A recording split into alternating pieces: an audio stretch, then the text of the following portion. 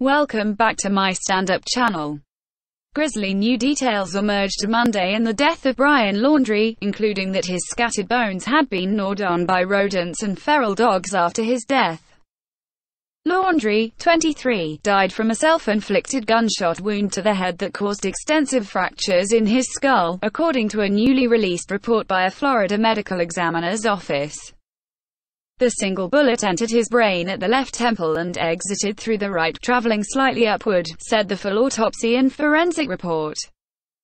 Authorities recovered the vast majority of his skeleton, aside from a few bones from his teeth and his face, scattered in plain sight, they said. His bones showed signs of gnawing and chewing from post-mortem scavenging, carnivore activity, including on portions of his arms and legs, the report said.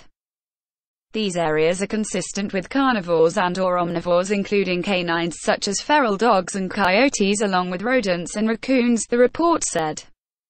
Laundrie's toxicology reports show no sign of drug use, the document said.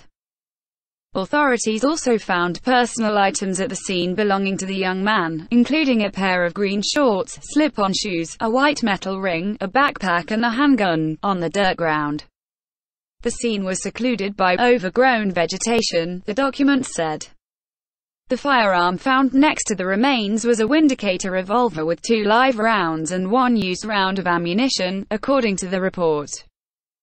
At the nearby, secondary, scene, authorities found animal skeletal remains, a handwritten half-note and a Moab Coffee Roasters hat, according to the report.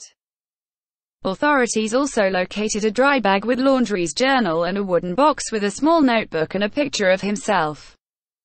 His body was believed to be submerged in up to 3 feet of water in the Florida swamp for an extended period of time, the examiner said. When the swamp waters receded, his remains were discovered. The scene was excavated by authorities to search for additional bones and personal items that might have been buried, and the uprooted dirt was placed in 5-gallon tubs and sifted through, the document said. Authorities used dental records provided by Laundrie's dentist to identify the skeletal remains, as well as genetic material from one of his teeth and 2 femur bones that they matched with DNA swabs taken from his parents. The report said Laundrie took no medications and didn't have a primary care physician. Authorities said they asked his parents about their son's social history, but that Mr. and Mrs. Laundrie stated they did not want to provide that information.